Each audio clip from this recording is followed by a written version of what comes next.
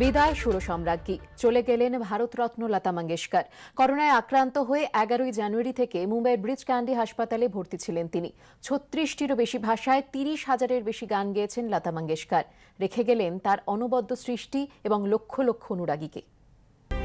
শেষ হলো জীবনের লড়াই, থেমে গেল সুর প্রদীপের শিখা। করোনায় আক্রান্ত হয়ে প্রয়াত হলেন ভারতের সুর সম্রাজ্ঞী ভারতরত্ন লতা মঙ্গেশকর। মুম্বাইয়ের ব্রিচ ক্যান্ডি হাসপাতালে 92 বছর বয়সে শেষ নিঃশ্বাস ত্যাগ করলেন প্রবাদ প্রতিম এই গায়িকা। 11ই জানুয়ারি তাকে ভর্তি করা হয় হাসপাতালে।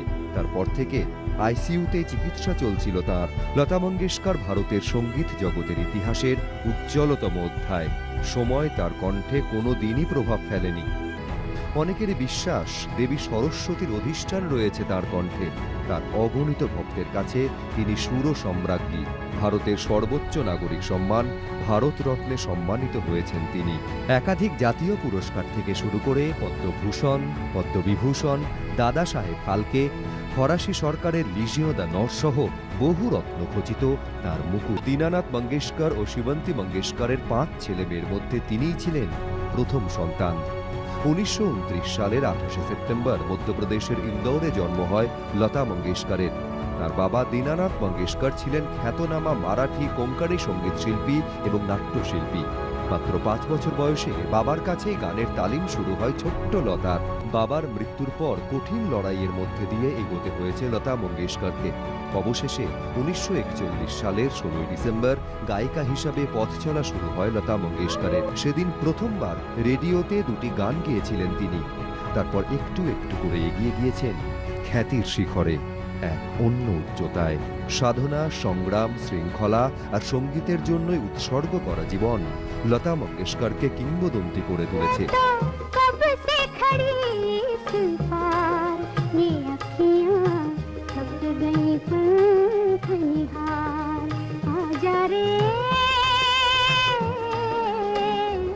উনিশশো 1942 সালে মাত্র 13 বছর বয়সে একটি মারাঠি ছবিতে গান গেয়েছিলেন লতা মঙ্গেশকর, কিন্তু সেই গানটি পরে বাদ পড়ে যায় ছবি থেকে।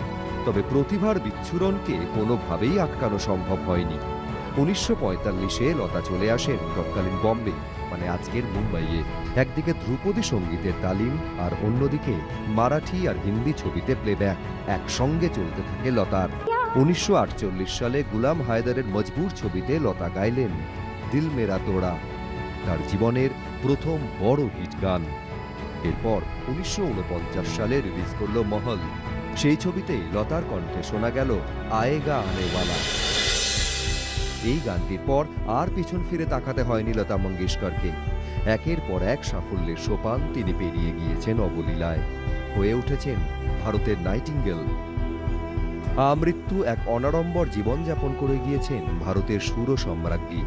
সুরেই খুঁজে নিয়েছেন জীবনের স্বাদ। তার গান, তার ব্যক্তিত্ব চিরকাল প্রণম্য হয়ে রয়ে যাবেন তিনিও চির নতুন কণ্ঠে, চিরদিনের লতার সম্মোহনে।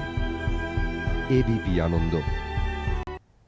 লতা মঙ্গেশকরের প্রয়াণে শোকস্তব্ধ গোটা দেশ। শোক প্রকাশ করেছেন রাষ্ট্রপতি, প্রধানমন্ত্রী থেকে বাংলার মুখ্যমন্ত্রী।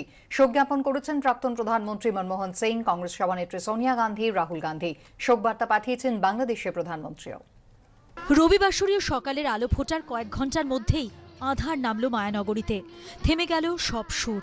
প্রয়াত সুর সম্রাজ্ঞী লতা মঙ্গেশকর, যার গানে জীবনী শক্তি খুঁজে পেয়েছেন বহু মানুষ। থেমে গেল তাঁরই জীবনের পথ চলা। সবাইকে কাঁদিয়ে চলে গেলেন শিল্পী।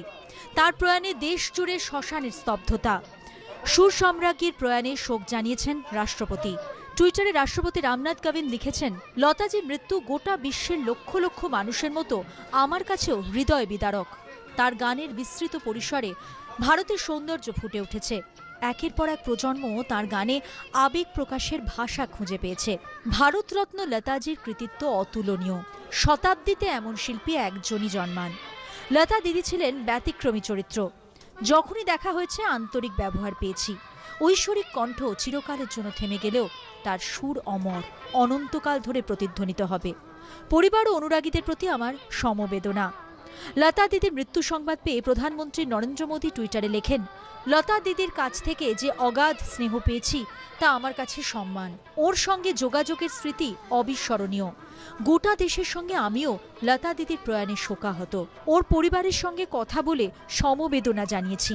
ওম শান্তি। বাংলার সঙ্গেও নিবিড় সম্পর্ক ছিল সুরসম্রাজ্ঞীর। সেই কথা উল্লেখ করে মুখ্যমন্ত্রী মমতা বন্দ্যোপাধ্যায়ের প্রতিক্রিয়া, ভারতের প্রয়াত আইকন ভারতরত্ন লতা মঙ্গেশকরকে আমার অন্তরে শ্রদ্ধা। তার পরিবার ও গোটা বিশ্বে তার কোটি কোটি অনুরাগীদের আন্তরিক সমবেদনা। প্রতিভার নিরিখে তিনি সঠিক অর্থেই ভারতের নাইটিঙ্গেল। তার মৃত্যুতে গভীরভাবে শোকাহত। এই গ্রহের তার সমস্ত ভক্ত ও অনুরাগীদের মতো আমিও তার কণ্ঠস্বরে মুগ্ধ ছিলাম।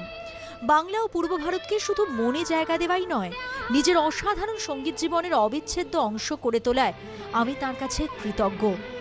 লতা মঙ্গেশকরের প্রয়াণে সোমবার রাজ্যে অর্ধদিবস ছুটি ঘোষণা করেছেন মুখ্যমন্ত্রী। আগামী 15 দিন বাংলা জুড়ে বাজবে লতার গাওয়া বিভিন্ন গান। অন্যদিকে দুদিনের রাষ্ট্রীয় শোকের ঘোষণা করেছে কেন্দ্রীয় সরকার। पूरे देश के लिए और विशेषकर संगीत में जिनकी रुचि है और संगीत के क्षेत्र के लिए ये अपूर्णीय क्षति है। 7 दशक तक भारतीय संगीत को वो सजाती रही, संवारती रही।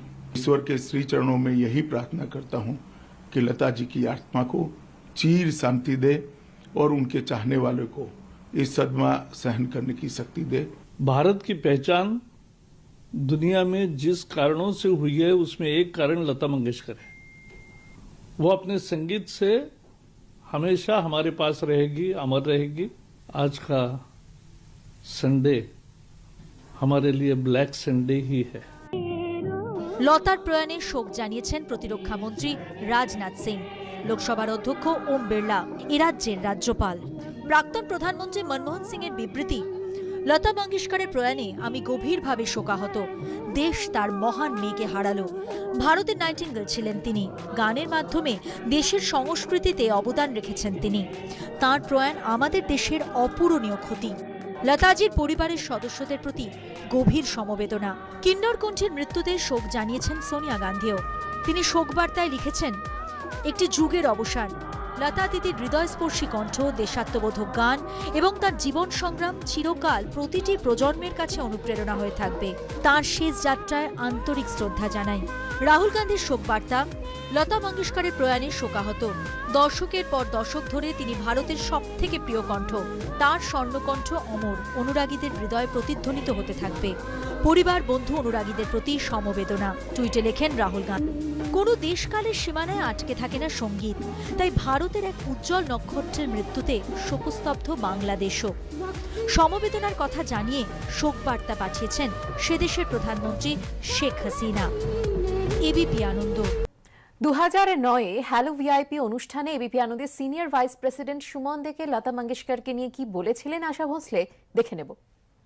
अच्छा जी, फिल्मी दुनिया में कोई भी फिल्म स्टार का भाई बहन बेटा बेटी जब फिल्म में आते हैं तो एक ऑब्वियस कंपैरिजन होता है जो सक्सेसफुल पीढ़ी है। तो आप जब संगीत में आए तब लता जी एस्टैब्लिश हैं, तो इसको मैंने एक जगह सुना है कि इसीलिए आप थोड़ा वेस्टर्न किस्म के गाना, इंग्लिश गाने पे अपना जादू फैलाया है। तो ये ज़रा बताएंगे कितना कठिन था लता जी के पास अपने आप को एस्टैब्लिश करना?